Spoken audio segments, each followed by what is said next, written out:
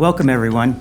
My name is David Wasilewski. I'm the Executive Director of the Vera Institute for Business Ethics here at Duquesne University, and I'm the Albert P. Vera Professor of Business Ethics here at Duquesne in the Business School. We want to welcome you to our new podcast series on the ethical tensions facing nonprofits. It's all part of our Ethics Vibes podcast series, where we talk about the destructive side of entrepreneurship in our first series, now doing nonprofits, and we'll be starting our artificial intelligence and ethics series later this fall. I want to welcome our first guest of this new series, Michael Sexauer. He is the president of the Holy Family Institute. He was the president of the Holy Family Institute from 2022 to 2025, and this year he became the CEO, the first lay leader of the Institute's 125-year history. Michael joined the Holy Family Institute in 2015 here in Pittsburgh as the executive director of the Holy Family Foundation, and then served as the chief operating officer in 2019 before becoming president in 2022. His strategic vision and commitment to the Institute's mission has helped the organization serve some of the most vulnerable members of the Pittsburgh community. Michael graduated with an undergraduate degree from Clarion University, now part of Penn West Clarion, and holds an MBA from the Babcock School at Wake Forest University. Prior to joining the Holy Family Institute, Michael held management positions in banking, advertising, and arts and cultural organizations. So welcome, Michael. Thank you so much for joining us here at Duquesne today. Thank you, David. Maybe the first way to start this is to talk about the relationship between the Holy Family Institute and Duquesne University as it goes way back. It does, thank you. It's a wonderful history. The Sisters of the Holy Family of Nazareth are actually celebrating 150 years this year. It wasn't too long after they were founded in Rome that they were invited by the Holy Ghost Fathers, or the Spirit and priests, to come help the Polish population in Pittsburgh. It was a Polish order of nuns founded by a Polish noblewoman, and they brought half of the order to the United States. First went to Chicago and then to Pittsburgh to help in both cities the Polish immigrants who at the time, late 1800s, early 1900s, were the laborers. They were the folks that were doing the hard work, that were coming to make it in this country, and the sisters were here to help. They first, at the invitation of the priests, came to work in the Strip District when it was a very industrial setting, very dirty setting. They were working in the churches there, St. Stan's, which is still there, and living in that area, but they wanted to get out of the city every once in a while. So one of the priests from Duquesne University took the mother foundress of the order out to Emsworth, showed her a piece of property with a large home on it. They purchased the home in 1898, first as a retreat. But then in 1900, unfortunately, because of a fire at a parish home, 3 children were orphaned, and then 2 weeks later, 2 more orphans were brought by the parish priest to live with the sisters. And at that point in 1900, they decided their calling here in Pittsburgh was to be the Polish orphanage. A few years later, they opened a large building. It was dedicated by Bishop Canavan at the time as the Polish orphanage in Pittsburgh. So that's the origin of the organization. And again, it all started with an invitation from the Holy Ghost Fathers to come help the Polish immigrants here in Pittsburgh. We just a couple weeks ago on September 13th held our 125th anniversary gala here at Duquesne University, leaning into that relationship. President Gormley did a very warm, wonderful welcome and reminded everybody that the students here at Duquesne University, if they study in Rome, they actually live at the Sisters Convent, their mother house in their suburban property in Rome. That's the Rome campus for Duquesne University. Duquesne, yeah. That's a very special relationship. It is. It's a wonderful relationship. And I've been to that campus. I've seen the students. It's a beautiful facility, and I assume they're enjoying their stay. Yes, and the age of both organizations, too, sort of parallels themselves. So you've been sort of part of Duquesne for a very long time. So that's very nice. Glad to have you here. Wanted to talk about some of the ethical challenges surrounding nonprofits, and we're just so happy to have you here to kick us off. So since you are the first lay president and CEO of the organization's history, and you have this management background, does the choice to hire you reflect any change in the organization's values or ways of doing business? Well, I hope it doesn't reflect a change in their values. I'd like to think that after 10 years, they believe that I also reflect their values back to them and in the community and to the organization and the decisions we make. I think the difference, and unfortunately, this is happening not only with this congregation of religious women, but others as well, that the numbers are dwindling here in the United States, whereas the Sisters of Nazareth are thriving in other parts of the world and in Rome. They're not in the United States. The sisters have a university, high school, and an elementary school in Philadelphia, Holy Family University. Those three organizations now are also being led by lay leaders because they have to. There aren't enough sisters to keep it going. The sisters' role now, and Sister Linda, who I succeeded, who had been in that role for almost 50 years at Holy Family Institute, their role now is to make sure that what we do, the programs that we choose to engage in, reflect their mission and ministry in the United States. They're very focused on education, healthcare, mental health, and physical health, but also family unity. And a lot of our programs right now are focused on those things. Not so much healthcare. Mental health, yes. Education, yes. And family unity. Those are the things that we really embody at Holy Family Institute for the sisters. We're the oldest sponsored ministry in the United States of the Sisters of Nazareth. The university and the other schools opened in the 1950s. And your values parallel those values of our Spiritan University here at Duquesne, too, so that's another connection. Yes, I believe so.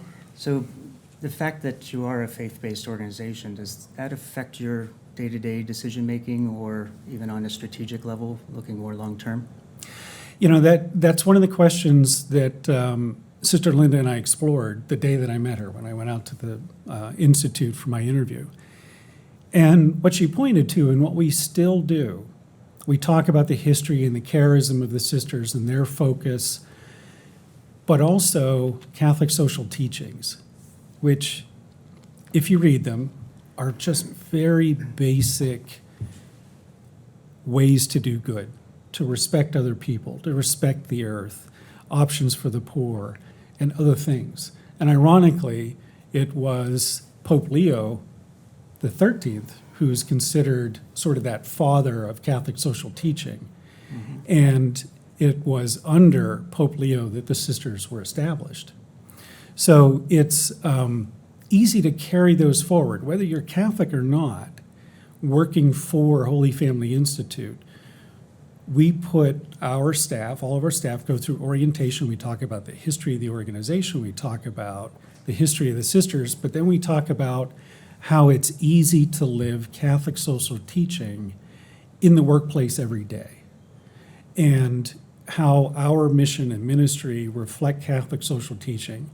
You don't have to be Catholic to work at Holy Family Institute. It's not a question in the interview process for staff. It's more about their qualifications, as you would expect. But you can easily take Catholic social teachings and apply it to life, no matter what faith you practice. Mm-hmm. And we believe that in how we hire and in the choices we make around programming.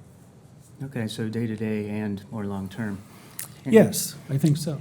And we're touching a little bit on some strategic planning, strategic decision-making for the Institute.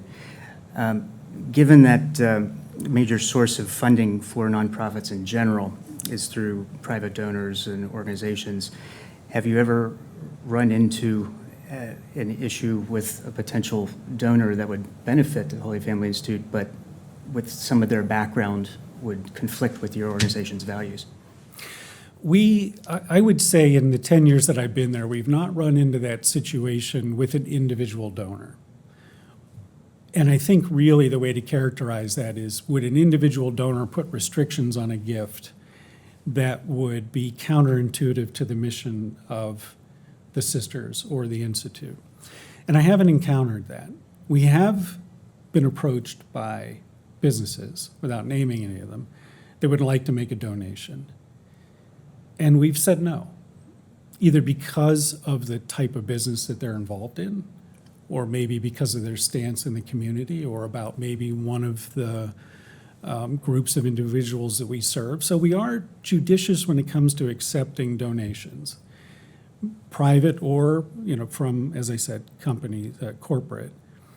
But we also carry that belief and, in some ways, restrictions forward. We have a small foundation that we invest responsibly, and we invest it under the term socially responsible.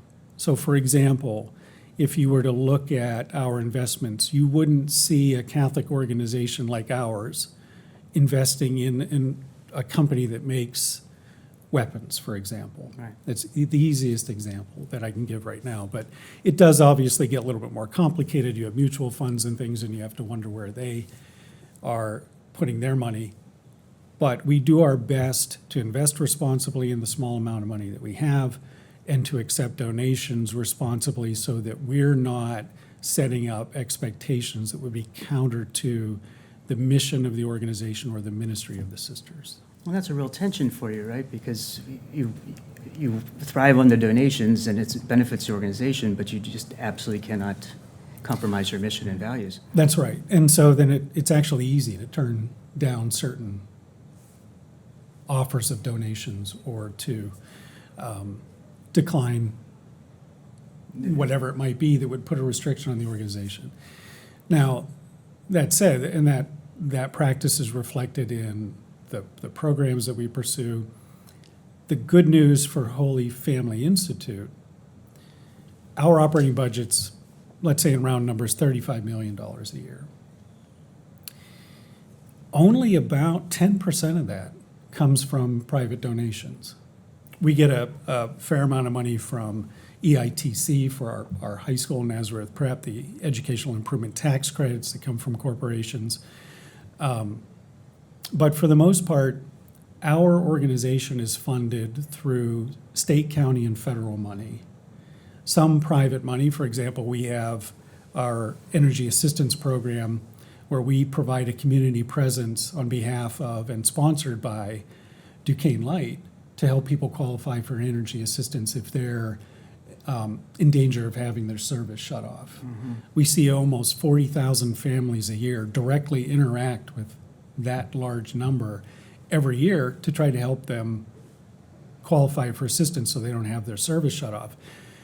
And we do that through our community presence. That's the one unique program that we offer that's not funded by, like I said, state, county, or federal dollars, and is not private individuals funding. How much of your budget, what percentage of the budget would come from government funding? Well, that's a good question, because some of it's county, some of it's state, and some of it's federal. Our federal dollars right now represent 40% of our budget. State dollars represent, state and county dollars, probably another 40%. So the other 20% is money we raise for the high school or funded by Duquesne Light. Are there any challenges with changes of administration at any of those levels? Oh, there's always challenges with changes in administration. I mean, the organization's 125 years old, and when the current administration sort of, came to be after the inauguration in January, we had already planned a meeting with all of our board members. We have a board for the high school and a board for the foundation and a board for the institute. We got them all together on February 1st, and we had planned that to be a strategic planning meeting. It turned into a little bit more of a contingency planning meeting after the inauguration and after the election, because we had set the meeting before the election. And so my message to all of our board members was, we're changing the tone of this meeting a little bit. We have to plan for that funding to go away, because the funding that we receive right now is to help immigrant children, and we focus only on children in 3 different programs. And so if that money were to go away, we want you to come to this meeting on February 1st with your best idea on how we're going to use the campus and use our assets to continue serving people in Pittsburgh. Well, through that process, we came up with some wonderful ideas. Our funding has not gone away, thankfully. We're still able to serve these children in a variety of capacities in Pittsburgh and in other areas around the country. But it did give board members, especially new board members, some insight into how the organization has changed over that last 125 years. So one of the things that I did to kick off the meeting was to go through a number of inflection points going all the way back to the 60s, where the sisters and the administration had to make decisions on how to go forward because things changed. Under President Reagan, there was a significant cutback in social service funding in favor of defense spending. So how did organizations retool themselves to survive that? And in some cases, and even for Holy Family Institute, there was a devastating fire on campus in 1984, and the main building was rendered useless for 2 years. And the board had to come together and decide what to do. Do we go forward? Do we rebuild? Do we give the campus back to the sisters and go into the community? They decided to rebuild and stay on the campus, but even then, the money that was being provided through the county to fund residential care wasn't keeping up with the cost of care. It's not unusual, but this is going back now how many years? Over 40 years. So the organization started to diversify, which I think it was the best thing that could have happened. And Sister Linda really led that to say, you know what, we've been the ambulance for 70 years. We've been the organization taking children away from harm. How do we prevent the harm in the first place so that we're not just receiving children who are harmed? And so Sister Linda worked with the county to create an in-home program that would go into the home where there was allegations of abuse or neglect and try to help the family stay a family, which then again reflects the mission of the sisters on the family unit as being important to the Catholic faith, but to all communities. The family unit is important. Right. And it's sacred. So how do we keep families together? And we still have that in-home program now. We have a daycare program that was established in the 1970s when a lot of moms were going back to work. And the two-income family became more the norm. Well, you need a daycare. And the sisters saw that, and they started a daycare program, and we're still running it. So It's constantly evolving, and you're adapting to the changing environment. if you look at our suite of programs right now, we have a dozen different programs that all serve a different part of the population, but are all about stability, family unity, and education, mental health. So staying true to your mission, but adapting to different ways of getting there. Right. And I mean, let's be honest, the funding sources change, right? They change over years and decades. And so there's no, in my mind, there's no shame in chasing the dollars that have been made available for social service and welfare programs if those programs fit the mission of the sisters. If they fit the mission and the vision of the organization and the charism of the sisters, then let's explore it. But we don't start new programs without sort of getting that permission to say, this is how we believe this program is going to fit into the mission and ministry and the history of Holy Family Institute. One of the things that we're focused on now is trying to address the population of high school graduates who don't want to go to college or can't go to a four-year college, but may want to become an apprentice. The biggest obstacle right now to becoming an apprentice is transportation and oftentimes housing. Pittsburgh's not great with public transportation. I think we all know that. And when you become a carpenter's apprentice and your job site is moving and it's in suburban Pittsburgh or Allegheny County, how do you get there if the bus doesn't go there and you can't afford a car because you're just out of high school? So we're working with a variety of funding sources to pitch this idea of providing housing, transportation, but not only that, financial literacy, how to handle food and prepare food on your own. Yeah. If you need mental health, getting a driver's license has become an issue now for a lot of kids. They just don't have access to a vehicle or the resources. So we put all of this effort into helping students become great college students.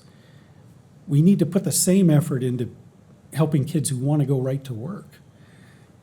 Going to work and the dignity of work is one of the Catholic social teachings. And it's not something that we've done a great job of, and we haven't explored it.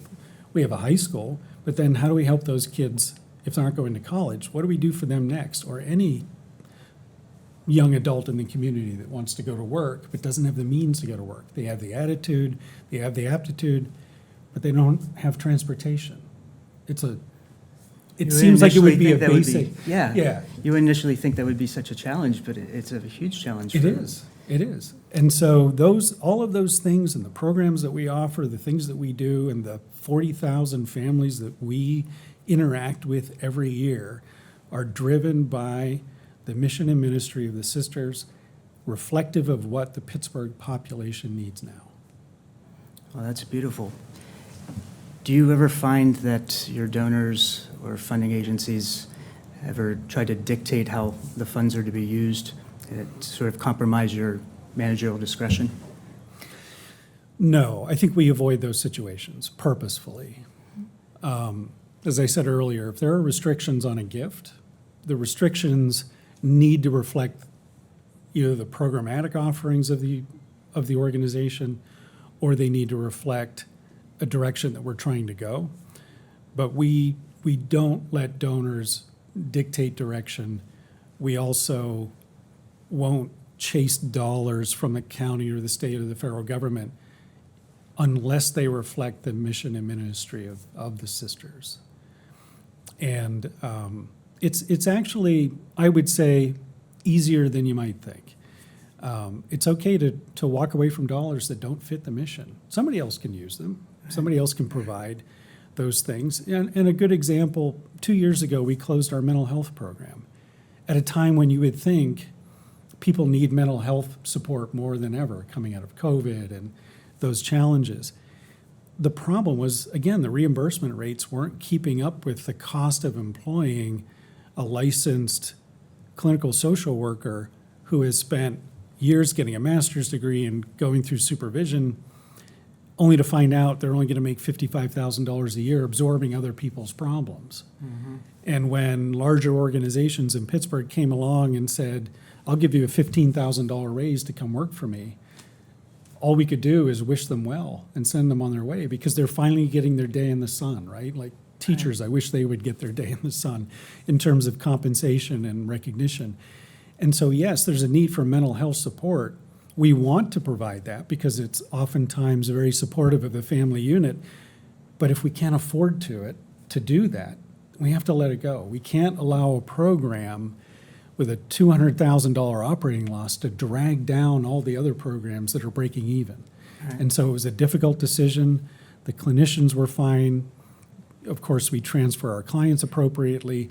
But that is a good example, I think, of a business decision that in some ways flies in the face of the mission of the organization. But that very trite saying that if there's no money, there's no mission is very real. I can't keep running a deficit, whether I'm a for-profit or a not-for-profit, and expect my board or board of directors or my investors to continue supporting me if I know what the problem is and I can't fix it.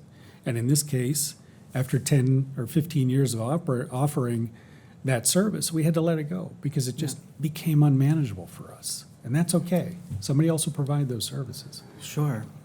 Well, sort of building on that, and for our viewers and listeners that are benefiting from your insights here too, this is sort of in general for nonprofits, but how do you balance your responsibilities to your clients, but also to the other stakeholders of the organization? I think it begins with making sure, well, it begins with communication. So a good example was when the sisters came and asked Holy Family Institute to begin managing Mount Nazareth Learning Center. That was the daycare that was opened in the 70s on a property that was originally the sisters' mother house.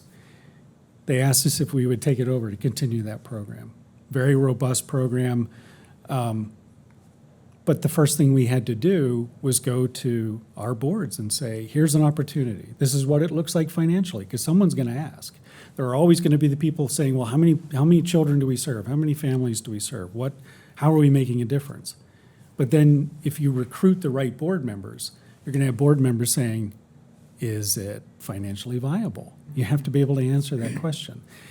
So, but to get back to your original question, we can't get into a situation where we accept money and then have to give it back because we didn't do our due diligence, we didn't communicate, and we didn't get the right buy-in from the stakeholders, which are number one, the sisters, number two, the board, and then our donors. And so we can be very judicious up front about even the conversations that we get into about offering certain programs or certain services that, yes, there may be a need, but does it fit with our mission and ministry? And it's like I said, it's surprisingly easy to do up front. And I think once in Sister Linda's history, she accepted money, realized she couldn't follow through, and gave it back. And it was probably one of the most difficult things she had to do, but she knew ethically she had to do it because we couldn't follow through on whatever that request was that was made of us. So last question for us today. Again, building on that, do you see ever any conflict between your ethical obligations to your clients and your ethical obligations to your donors? And does that create a tension for you ever? I think if it does create tension, it's going to be around the financial viability of a program. I think the decision to offer something has been vetted to the point where if we go forward, everybody's on board. But the things that I've experienced in the last 10 years are always around financial viability, and are we doing something that no one else can do? We have a school that was started 30 years ago for students with social and emotional behavior disorders, children that need a little extra help. They have IEPs. We have certified special education teachers. It's become more competitive, and I can use that word because we do compete with other nonprofits. There are other organizations that provide this type of business, education. yes. And so at some point, even though it's a legacy program of ours, because it's been around, well, actually it's been around, 30 years.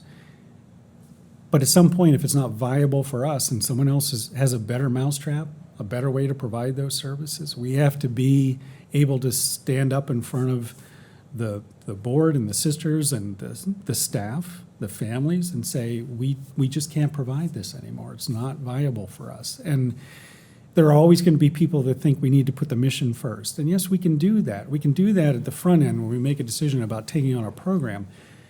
But at the end of the day, if it's not financially viable, what is it hurting in the rest of the organization that is causing us to make a difficult decision? We can't allow, as I said earlier, programs to drag down the rest of the organization financially. If we can fix it, we'll do our best. But sometimes sometimes the best thing to do is to walk away.